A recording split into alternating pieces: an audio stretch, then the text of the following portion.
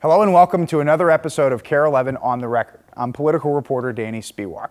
This coming week will mark 1 year since the tragedy at Annunciation Catholic Church in Minneapolis. And that tragedy set off months of advocacy work at the Minnesota State Capitol by Annunciation families who were frequently at the Capitol begging lawmakers to change gun laws in the state. We sat down this past week with two families to talk about their advocacy work at the Capitol in 2026 and look ahead to their hopes for 2027. I'm here at the Capitol with Brittany Haeg and Dan Manchon, both parents of kids who survived last year's Annunciation Catholic Church shooting with the Annunciation Light Alliance. Thanks for being here today to talk about your advocacy work at the Capitol. Brittany, I'll start with you. Just what are your emotions coming back into this building? I think they're mixed. It's been a moment. I am feeling like we've had a nice break, and I'm also reminded that we have a lot of work still to do. I'll agree with Brittany. The emotions are mixed. Being in here is motivating. It makes me feel like we made a lot of progress last session, that there's a lot of work to do and we're advancing the conversation. It's a little disappointing just because, some of the discussions that were had last fall in this building didn't go how we had hoped. But it's also very emotional, hopeful, because we just had some very special moments in this building for our community. Thinking about, the kids that came and sang in the rotunda at the start of legislative session, or hearing testimony from Brittany or others in the rooms here. It floods back to you, and it makes you think like we got to stay focused on this and keep trying to advance the conversation. Brittany, you testified a lot here at the Capitol about many elements of the gun violence prevention package, the assault weapons and high capacity magazine ban. From your vantage point, what is so important about those bills that you'd push for this year? We pushed, as Dan said, for a wide range of bills. We recognize that gun violence and especially mass shootings are really complex problems, and that no single solution is going to fix it. I think what is important is that we're thinking about all of the points at which we can prevent, intervene, and then reduce harm. And I think sometimes the debate about gun violence prevention, different actors in the space get really focused on one piece of that, and we don't need one piece, we need all of the pieces in order for this to work as best as possible. And I think that is why, one of the things we testified really strongly in support of was for research funding and for the development of stronger policy options that can get us closer to preventing these kinds of things in schools. Dan, you talked about on the Senate side where the bill did pass by one vote. What did those negotiations look like? There were several, or three key Democrats that were really on the fence. How did you convince them to, if it was you or others? I was going to say, I don't think we convinced them. I think people, I'll say this, we've met with a lot of legislators on both sides. I think everybody cares about protecting kids. And I think Brittany said it, gun violence prevention is a complex issue, and it can't be boiled down to one solution. Every expert will tell you the way to prevent mass shootings, like which our community suffered, is to have a layered approach. It's what can you do upstream to help with prevention. If there is a credible threat, how do you intervene?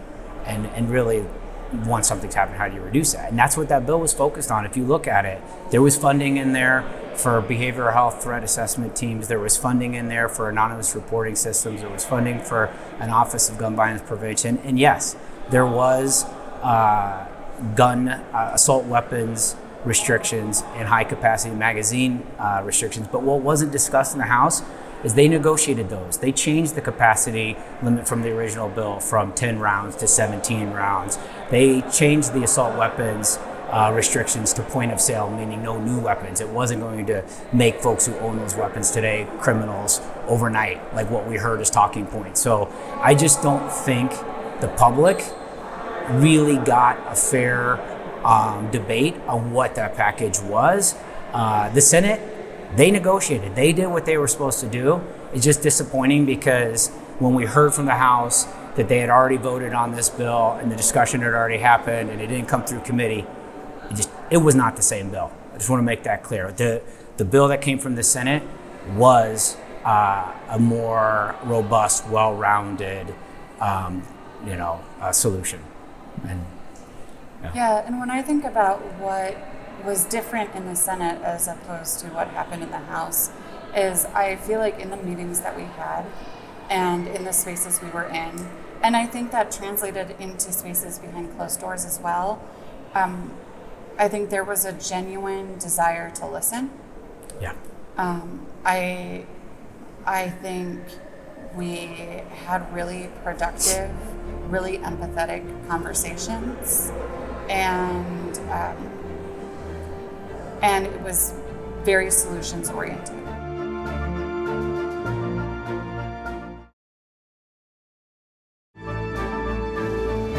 Welcome back. Minnesota will have an entirely new governor and state legislature come 2027, and Annunciation families say they plan to work with whoever wins the elections to try to implement their agenda.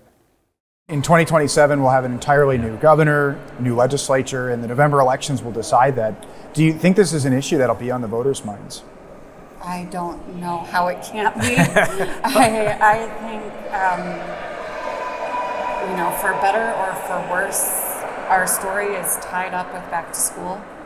Yeah.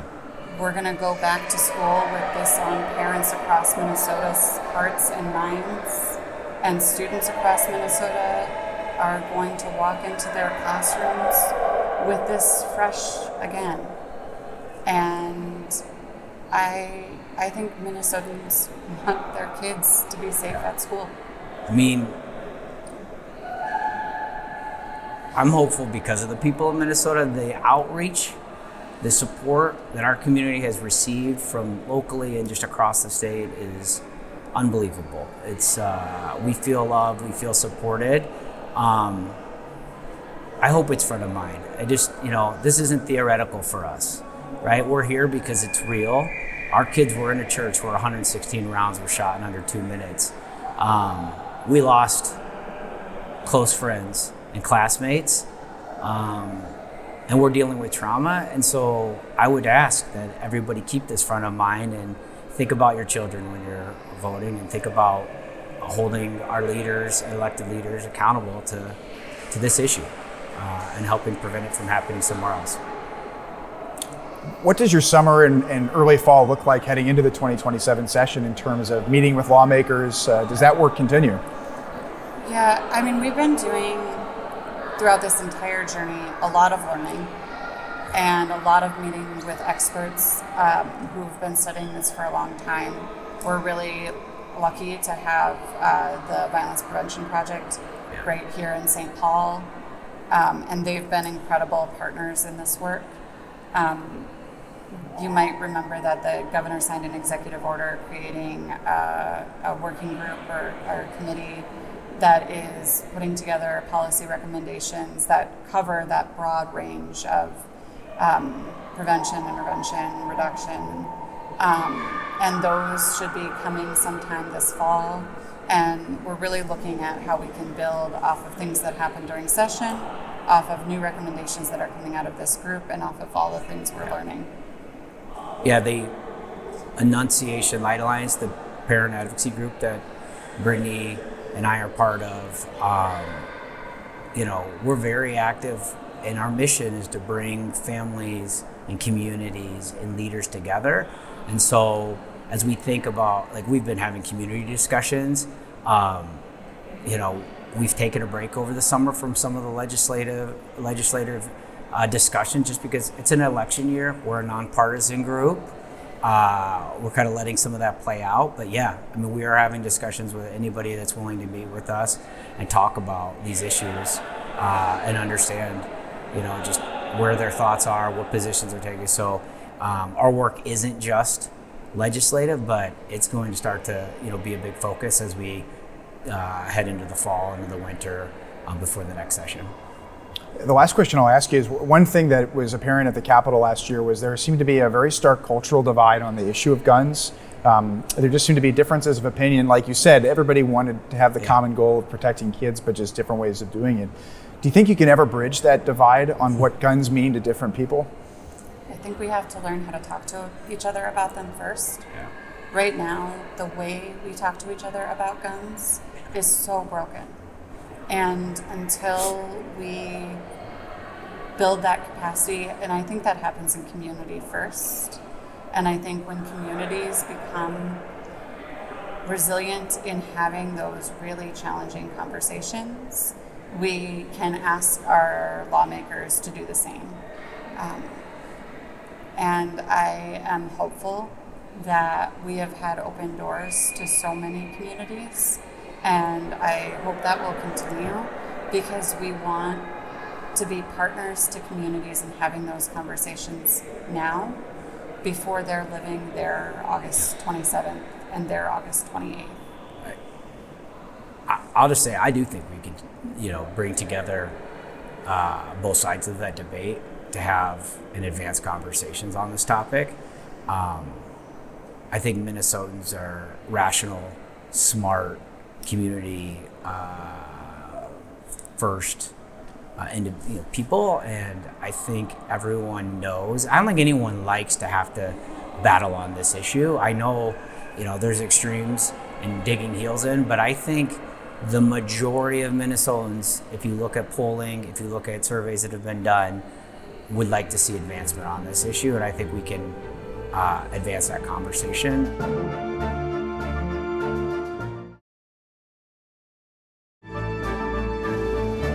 We're getting close to the home stretch toward the November elections, and it's a critical midterm season, 70 some odd days until the big day, November 3rd. And in Minnesota, in some of the major races, Minnesota Republicans have who they believe may be some of their strongest candidates in years, running specifically for governor and for U.S. Senate. And I'm joined now by former Minnesota Senate Majority Leader Paul Gazelka. Paul, thanks for joining us here on KARE 11 on the Record.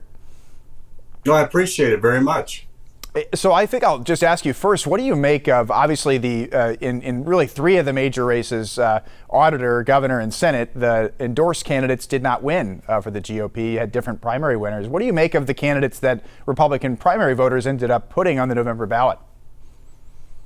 Well, personally, I've always felt like we should move away from the caucus system in Minnesota. It's really only roughly a handful of other states that do it the way we do. And for Republicans, a unendorsed statewide candidate hasn't won since, I believe it was Arnie Carlson. I mean, it's like 30 years ago when he was governor and didn't get endorsed. He was the last one that bypassed and won the primary. So I'm actually really grateful that it happened. What I think it shows is that the Republican population in Minnesota didn't like the delegate choices that the delegates made. We were at a unity rally for the Minnesota DFL, and Governor Walz wasn't there. The Democratic candidates haven't really been campaigning with him, and I know that's been an issue that Republicans have raised. How much and how effectively do you think Republicans can tie the governor to, say, Senator Klobuchar or to Peggy Flanagan? Well, I think for sure to Peggy Flanagan. The fraud issue and how they handled a number of issues while they were in leadership does have to point back to Flanagan as well. I think Klobuchar has tried to distance herself from that, and at least with recent polling, it seems to show that she's been effective at that. But Peggy Flanagan against Michelle Tafoya, I think Michelle Tafoya has a great chance of winning that as they get their messages out. She positions herself as a moderate, which is not a normal selection for Republicans in Minnesota, and Peggy Flanagan is far left. And I think Minnesota is more in the middle, and so that'll be an interesting race.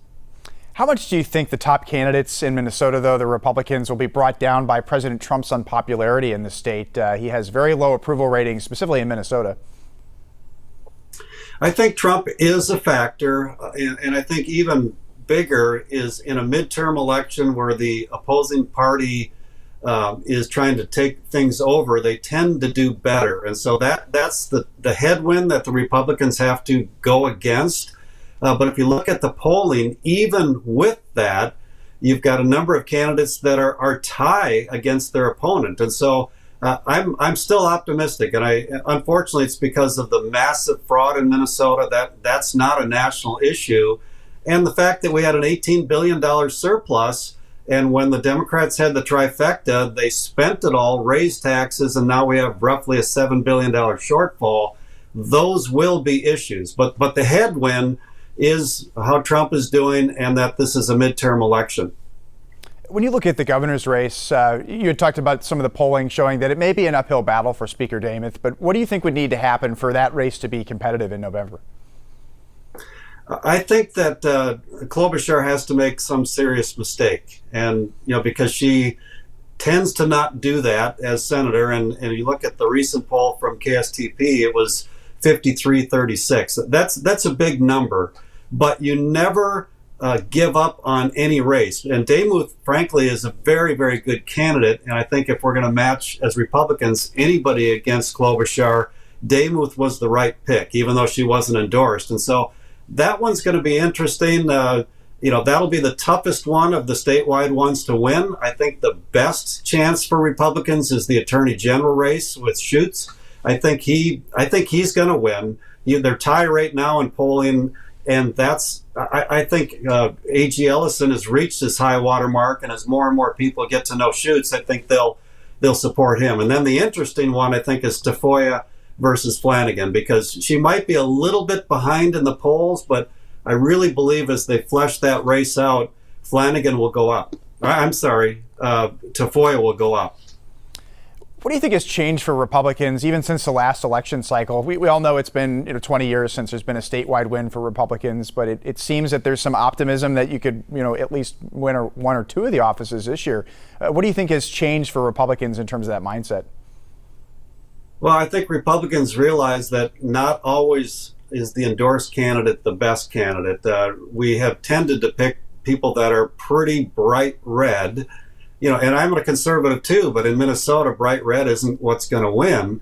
The last time we won was Tim Pawlenty, back 2006, so 20 something years. And so I think the general Republican is saying, hey, we want to win in Minnesota. And people in particular like Tafoya, I think, have a great chance of doing that. And so there's been a real shift. I mean, that, like I said, that's the first time in a long time that an endorsed candidate hasn't gone on to win the primary. And the fact that three of them, Scott Jensen was another one that wasn't endorsed and still won, and he's polling tied as well. And so this is going to be an interesting November in Minnesota. What do you make of, like, Mike Lindell on the governor's side is saying he wants to do a recount in that primary? Adam Schwarzy was the endorsed Senate candidate, and he hasn't publicly backed Tafoya. Do you foresee any issues in the party with some of those primary candidates who lost not jumping on board right away? Well, unfortunately, it hurts to lose. I lost running for governor, and you have to get to a point where you just move on. And I'm disappointed that Mike Lindell, he's questioning Republican voters, and the fact is he was third even in the endorsing process, and he took third again. And so I wish he would throw in the towel and get behind Tafoya. The fact is she pulled way ahead, and now she's got the best shot by far. And I mixed those up a little bit.